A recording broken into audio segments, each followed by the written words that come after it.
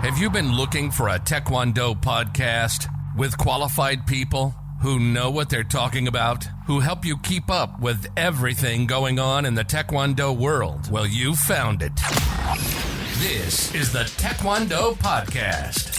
Taekwondo news, competitions and other events, training and sports science, keeping the fans, coaches, and high-performance athletes up to date with the latest news and trends on Olympic Taekwondo. Let's do this. This is the Taekwondo Podcast.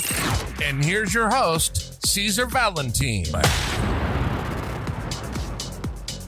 Hello and welcome to the Taekwondo Podcast.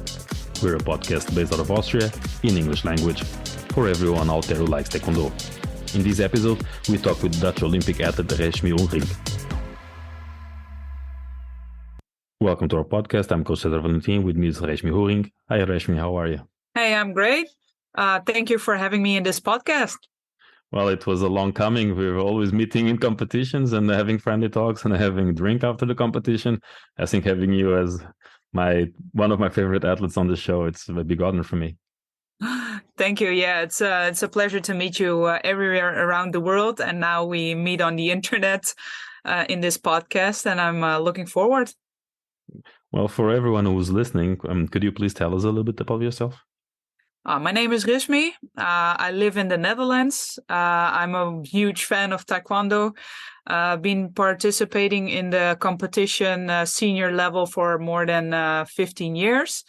I've been to 2 Olympics. I've been to Rio de Janeiro, and I've been to Tokyo with some other results than I expected. Won some good medals in the competition, G medals, European medal. I won a World Championships medal, and I won some Grand Prix medals. You're a very successful athlete and you're an amazing person. This is a podcast. We don't have a YouTube edition, but as you would see how actually charming you are. I love talking to you. Your smile is amazing. You've been at Rio 2016, and the following year you got a bronze medal at the Worlds. And you've qualified for the Tokyo Olympics also. We'll get a little bit about the Tokyo experience on the second half. But as I recall, every time you had a different coach. Can you tell us the reason behind that? Yeah, I can tell you the reason. For Rio, I was coached by my brother, but I had no fundings after the Rio Olympics, so I had to find my own way. I used to look up to some coaches. I work a lot with some countries, getting ideas, training camps, because I'm not a full-time athlete that has full support. It's a way to find the information to fight, to do the trainings, is by working together. And I had a lot of coaches that were very positive, and I had a very good relationship with them, and that helped me a lot during my career. Yes, you're from a small country, so in a weight division that also doesn't have a lot of people, because middleweight division in female is not so many people, not many clubs that they have those athletes. So in a country that doesn't have so many high performance clubs, in a weight division where you won't find so many sparring partners, what was then your daily life? How did it start? Let's say you've been doing it for 15 years. How did it develop as long as you became older and more independent with those preparations? Yeah, I started in a small club with my father. He had a club, and I trained for a very long time in the city where I live. But if you're going for high performance and you're getting better and better from junior to senior, you need to find athletes to spar with. In my country, there are no females in my division, so I had to move to other countries to fight. And that's where I learned to work with a lot of other coaches. You make a collaboration. And there I find all the partners. Like I go, for example, to Spain, Ireland, to Canada. I've been to France, to Germany. And there I used to fight with those girls and boys, of course. So being a non-funded athlete, were you studying? Were you working? How was your family supporting your lifestyle? In the first years, it was my family, of course, because they traveled and they brought me to every training and every competition. Later on, it was myself supporting me. I had to work. I studied for 12 years. I did the marketing, so I finished last year. And now it's time to make some money my own. But I had a lot of little sponsors. They gave me some pocket money to travel to tournaments and make my dreams come true. And usually there are a lot of people that supported me alongside the way. So I'm very blessed to have this opportunity to also make the opportunities. You have to create them yourselves. So like if I don't have money, I have to knock on certain doors to get money. For example, the NOC or federations. It's always like you have to, if you have a goal in life, you have to grab all those opportunities together and make it your own dream. You probably see a lot of young girls trying to follow the same path. You are definitely a role model. And what would your words be for those girls that are just starting and don't have, not only in Netherlands, but around the world, in those countries that don't have such a big sports structure that can fund them? Any words of wisdom? I think it's for everybody. It's the same. Like if you have a goal, like Olympics, make little steps to achieve those goals and look what you need. For example, a lot of athletes now need partners, need money to go to the tournaments, but it's also you need to figure out a way to get better. And if your coach is not able to help you, then you need to make another step to go to another club or to another country to find those moments for you, like in sparring, for example, to make you sharp. Like if you're fighting with punching bags, you will not excel. You need people to kick your ass, and if you can have that, it's easier to stay alive in this world. I guess 10 years ago, 15 years ago, even 5-6 years ago, it was a different reality. Do you think Taekwondo in Netherlands, it's changing or it's allowing the more players? Because honestly, we do see 2-3 newcomers and now and then, but it's not a big development coming out in terms of the clubs. Do you think that the clubs are just not willing to invest anymore, or is just that the players don't see the opportunities that exist by expanding their network? I think the clubs are seeing the opportunities to get better in the sports, but they're very limited because if, for example, they are going to travel like to 10 G tournaments, there is no people who take care of their clubs though. So the structure of the club needs to be very good for high performance. And I think as a federation, you need to invest more in the certain structures, not only high performance to, you need to have a lot of athletes. And if it's just one for 10 years, then you need to find your juniors and seniors, and they need to be willing to go to Olympics or to achieve those things. And I think everybody says that they want to go to the Olympics, but are you willing to sacrifice all those things to go there? And that's the thing that people are not willing to do. Most of the cases with the clubs, especially in Central Europe, is that the clubs are part-time activities for most, even the trainers.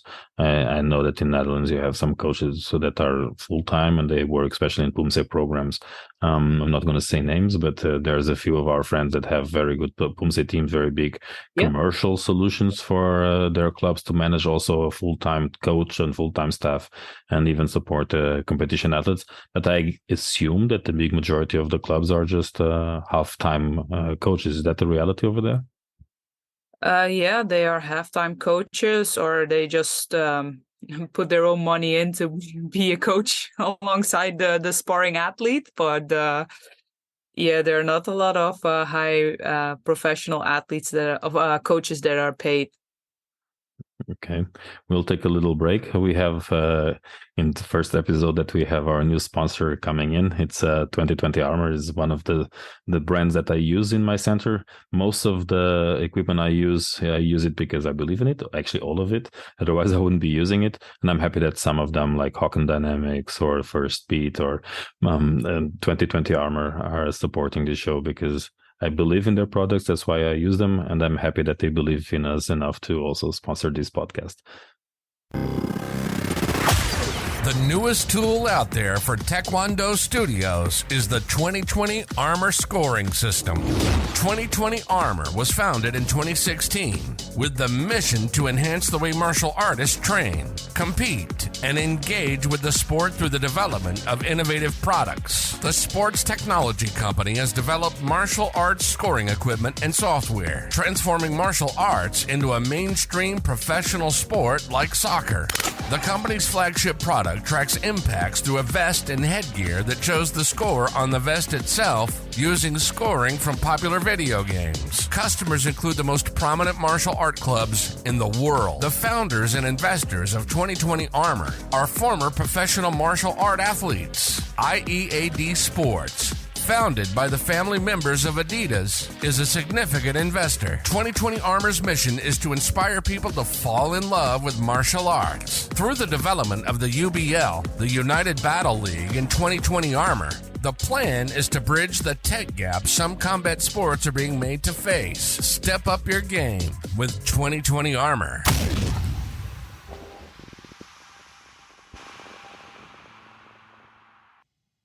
This podcast is supported by Hawken Dynamics. Hawken Dynamics believes that technology is most useful when it stays out of your way. That's why Hawken developed the world's first wireless force plate system with extreme usability. It is the quickest, easiest to use, and most robust solution on the market. It is trusted by all sports organizations large and small, as well as tactical, military, and rehabilitation environments around the globe. It's force testing in the palm of your hand. Here at Vintaekwondo Center, we use Hawken Dynamics to test and monitor our team. The cloud-based platform allows us to access data and publish a variety of reports on the go. My favorites are trend reports and, of course, weight reports, where I can monitor different metrics to view progress and identify performance indicators, or to compare weights to a baseline data range. I use it on a daily basis to identify readiness. A simple jumping test takes me less than a minute to assess the entire team. Having my own Hawken Dynamics force plates allows me to test reactive strengths, maximum strengths, rate of force development, asymmetry, and so much more.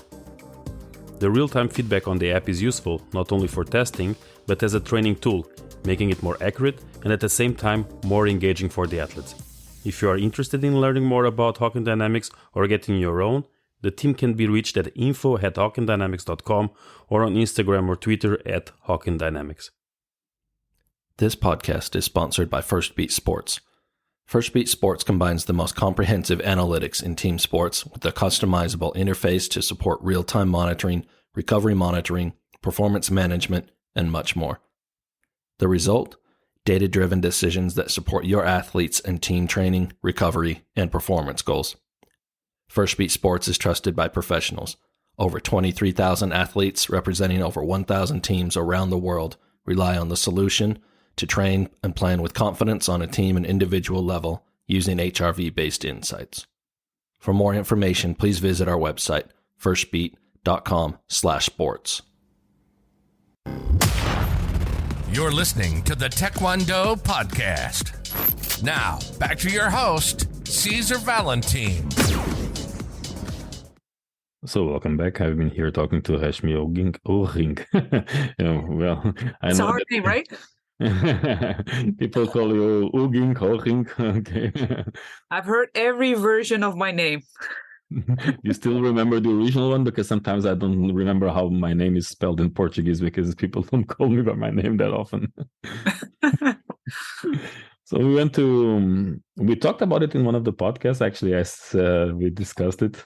Your situation with my co-host in Tokyo. You had one of the unfortunate athletes that was quarantined during the competition, so you had to miss it, and you were locked in your room for the duration of the matches. That was, I can imagine, and from what I saw in your Instagram post, and you managed to keep a little bit of the sanity, or at least shared with the world your insanity progress. Can you tell us a bit how it was for you and how it all happened? Yeah, sure. It was like we had the protocol from the NOC to be in quarantine before departure. So I was 2 weeks at Papendal in a hotel room, and I only went to training with a certain amount of people. They were always tested. Then we went to Tokyo with a commercial plane, KLM, of course. And then at arrival, there was nothing wrong. 2 days later, one of our skater girls, she got COVID. And at that point, when they announced it, I was like sweating. I was like, oh, shit, I'm on the same plane as her. I saw her in the bus. I saw her at the reception, and I was like, okay, maybe I should do a test. And then I went to sleep. And then the next day, one day before the opening ceremony, my doctor gave me a call and he said that I had COVID. And I was shocked. I was like, this can't be happening. I was like, no, I can't have COVID. I've done everything to not get COVID, literally everything. And then I had to go to the clinic, redo 2 tests, and those tests were positive as well. So then you will be shipped off to a lonely hotel. They will toss a key at you, and then you have to bring all your luggage by yourself up to the 10th floor. So I was there, I think, for 7-8 days, and I actually extended my stay in Tokyo because I would go back earlier, because after the games you have to go one day after you have to leave. But I had 2 additional days, and what I did was especially enjoying myself with other people. Like, the rules were strict. Like, you had to stay in your room. You're not allowed to meet people. But what actually the whole Netherlands team did was, if you were able to get your dinner, then you were having an hour of free time. Like, we meet in the reception, and there we stayed for 1 hour.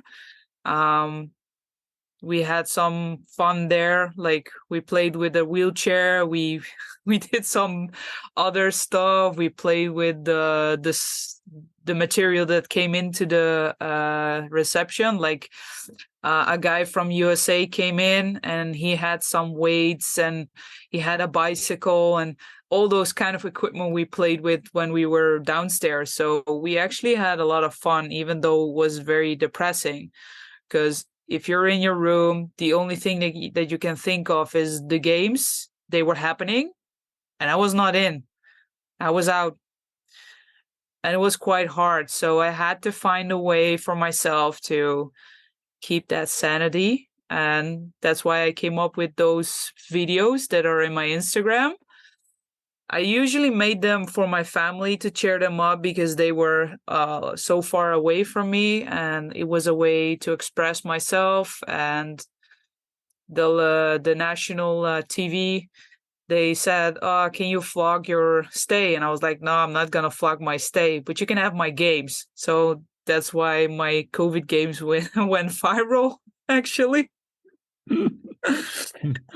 Yeah, the COVID and I games. must say, it was like a day work to come up with a game, and then I had some people on the calls every time, and we managed to made it quite nice, actually. I think the people should head to your Instagram. We'll link it on the podcast's Instagram channel. We'll tag you on when the show comes out, and people will be able to look into your games, the COVID games. It was yes, at the same time entertaining, but for the people who know you, we could only imagine how lonely and how hard it was. How many people were staying at the hotel at the time? Actually, a lot. What I know from the reports, there were only 33 athletes. There were a lot of people infected, like the people, security people from the USA team. I saw some NOC people from Kenya. There were Canadians, there were Americans. Czech Republic had a flight that was contagious. There were volleyball players. There were a lot of people there. It was almost like being in the Olympic Village, partying with those guys, even with the worst situation. Yeah. But my conditions were very, very, very shit. The only food that you had like 3 times a day. You can pick up your food in the lobby. The food was rice, pasta.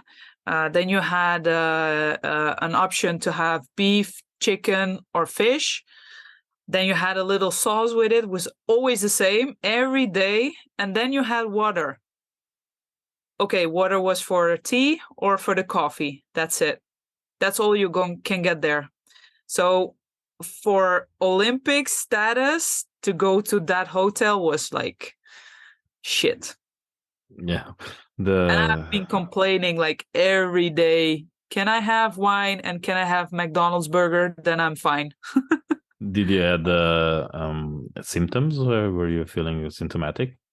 No, I only had a little cough, like 2 times coughing, but that's it. I was healthy. There was nothing wrong with me, but apparently I had COVID. Yeah, so sorry for you. It was really one of those most sad situations to happen to a player. You prepare years and years for this, and then it will haunt me for life. Well, to be fair, COVID is a serious issue, and a lot of people died. So since some athletes had long-lasting repercussions, some of them never survived COVID.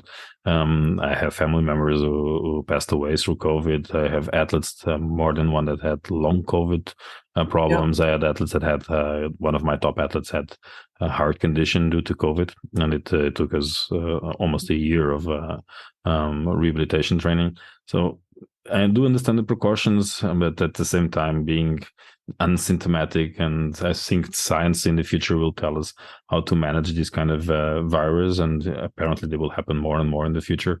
I hope we can manage to at least mitigate the effects it has on professional athletes.